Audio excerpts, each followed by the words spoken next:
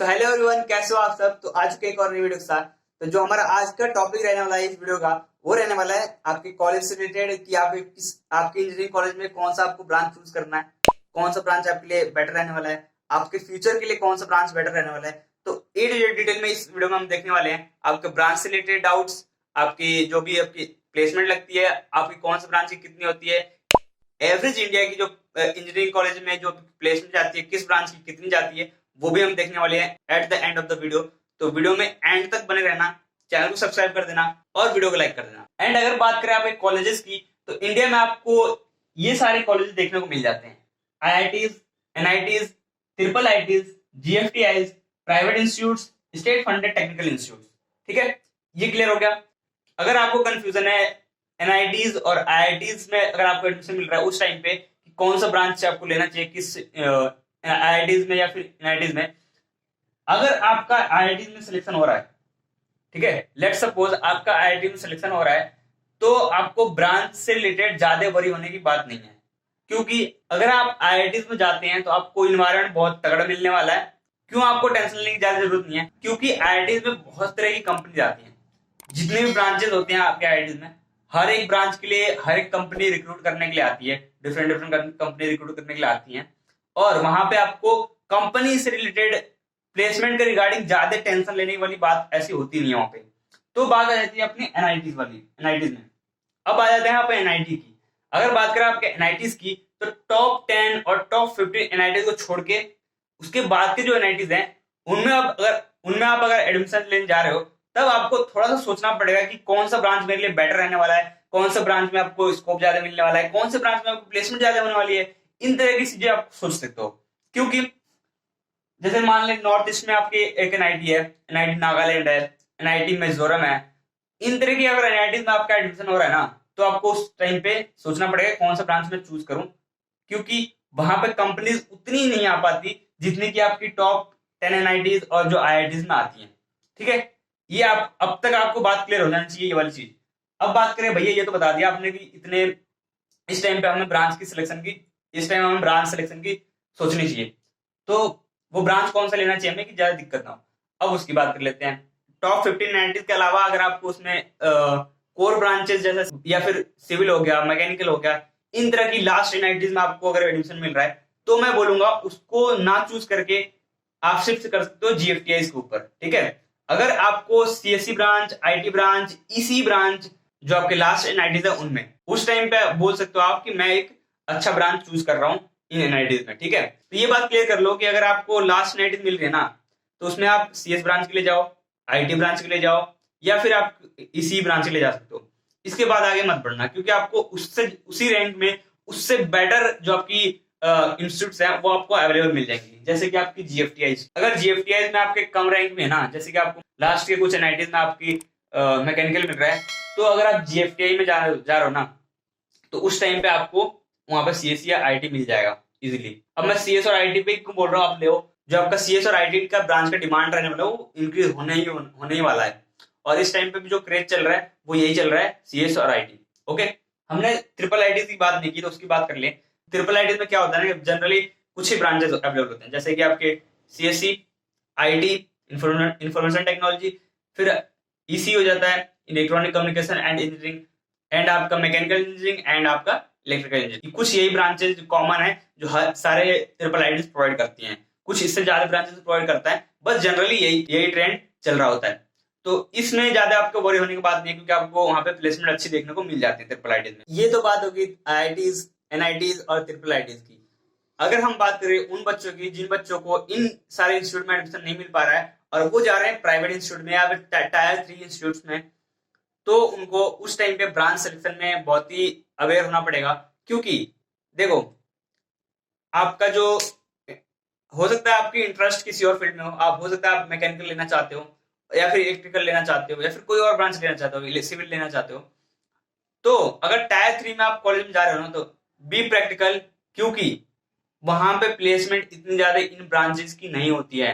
मैं आपको डिमोटिवेट नहीं कर रहा, बट जो रियलिटी है ना, वो आपकी यही रियलिटी है कि आपकी जो सिविल ब्रांच है, मैकेनिकल ब्रांच है, इलेक्ट्रिकल ब्रांच है, वो जो भी टायर 3 कॉलेजेस होते हैं, प्राइवेट हो या फिर स्टेट गवर्नमेंट कॉलेजेस हो, उनमें प्लेसमेंट उतनी बेटर नहीं होती है बी क्लियर। ठीक है भैया, ये तो बता दिया आपने, इनमें इतनी प्लेसमेंट नहीं होती है।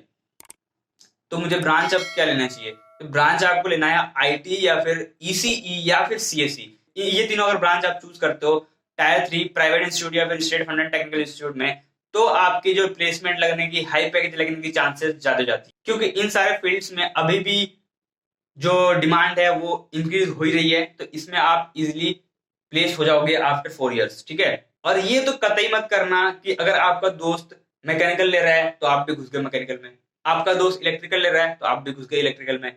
ऐसा मत करना भाई। अगर आप ऐसा करोगे तो आपके लिए ही आगे जाके आपके लिए डिफिकल्टी आने वाली है।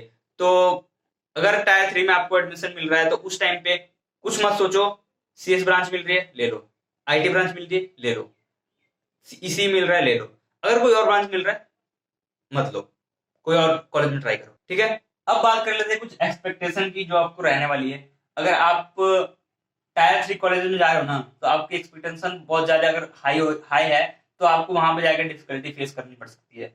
आपको टायर 3 में जाके आपको खुद से ही मेहनत करनी पड़ेगी, ज्यादा आपके कॉलेज हेल्प करने वाले नहीं मिलेंगे। जैसे कि आपके आईआईटीज एनआईटीज में आपको बहुत सारी फैसिलिटी ऐसी प्रोवाइड हो जाती है जिससे कि आपका ग्रोथ ज्यादा अच्छे से हो पाता है। बट टायर 3 कॉलेज में या फिर जो भी नीचे के कॉलेज आते हैं उनमें उतनी फैसिलिटी अवेलेबल नहीं है और वो अवेलेबल भी नहीं करवाते हैं। तो आपको खुद से ही वहां पे जाके मेहनत करनी पड़ेगी और आपको अच्छा पैकेज उठाना पड़ेगा। ठीक है, ये दिमाग में रखना हमें। अब बात कर लेते हैं आपकी प्रायोरिटी ऑफ ब्रांच कैसे होनी चाहिए। अगर आप जोसा काउंसिल में अपियर हो रहे हो तो आपकी जो प्रायोरिटी होनी चाहिए ब्रांचेस की, वो कैसे होनी चाहिए? तो सबसे पहले आपको रखना चाहिए कंप्यूटर साइंस एंड इंजीनियरिंग, उसके बाद आपको रखना चाहिए ईसी ब्रांच को, उसके बाद आपको रखना है मैकेनिकल ब्रांच को, उसके बाद आपको रखना है सिविल ब्रांच को, उसके बाद आपको बायोटेक्नोलॉजी। तो आप कई बच्चों को लग रहा हो कि भाई भैया बायोटेक्नोलॉजी क्यों बोल रहे हो, ये आपको डाउट हो रहा होगा कि बायोटेक्नोलॉजी क्या इसका फ्यूचर स्कोप है। तो मैं बता दूं, जैसे कि आपका ये रिलेटेड है मेडिकल फील्ड से, तो मेडिकल की जो फील्ड है ना वो भी इस टाइम पे ग्रोथ पे है। और इस टाइम पे अगर इसमें भी अगर आपको इसको अगर अच्छे कॉलेज में अगर आपको बायोटेक्नोलॉजी मिल जाती है तो आपके लिए बेटर ही होने वाला है। एक पॉइंट और डिस्कस करना चाहता हूँ मैं यहाँ पे, कुछ ऐसे कॉलेजेस होते हैं जिनमें की कुछ ब्रांच होती है, स्पेसिफिक ब्रांच, वो बहुत ही फेमस होती है। जैसे कि अगर वाईएमसीए फरीदाबाद के लिए अगर आप जाओ तो वहां पे आपकी मैकेनिकल बहुत फेमस है। अगर आपको वहां पे अगर आपका मन कर रहा है कि मैकेनिकल ही लूं मैं, तो अगर आपको वहां पे मैकेनिकल मिल रहा है तो वहां पे ले सकते हो। या फिर अगर बात करें आपके माइनिंग में, आपको जो इंजीनियरिंग ब्रांच होता है माइनिंग का, अगर आपको माइनिंग का ही ब्रांच लेना है तो आप वो ले सकते हो आईआईटी धनबाद में। एक यूपीईएस नाम से एक कॉलेज है, उसमें अगर आपको पेट्रोलियम के फील्ड में जाना है तो उसमें जा सकते हो। क्योंकि ये जो कुछ कॉलेज है ना, ये आपकी स्पेसिफिक जो ब्रांचेस है उनके लिए बहुत ही फेमस है। जैसे कि आपका डीटीयू हो गया, वो भी आपका मैकेनिकल के लिए बहुत ही फेमस है। तो आपको अगर मन कर रहा है कि भाई मुझे सीएस नहीं लेना और आईटी फील्ड में नहीं जाना, तो मुझे मैकेनिकल लेना है या फिर इलेक्ट्रिकल लेना है, वो कॉलेज चूज करो, टायर 3 कॉलेज या फिर टायर 2 कॉलेज, जिनमें की वो ब्रांच स्पेसिफिक फेमस हो। उस ब्रांच के लिए वो कॉलेज जाना जाता है। जैसे कि यूपीएस देहरादून है, उसके वो पेट्रोलियम के लिए ही जाना जाता है ज्यादातर। वाईएमसीए फरीदाबाद है, वो मैकेनिकल इंजीनियरिंग के लिए काफी फेमस है। डीटीओ मैकेनिकल इंजीनियरिंग के लिए काफी फेमस है।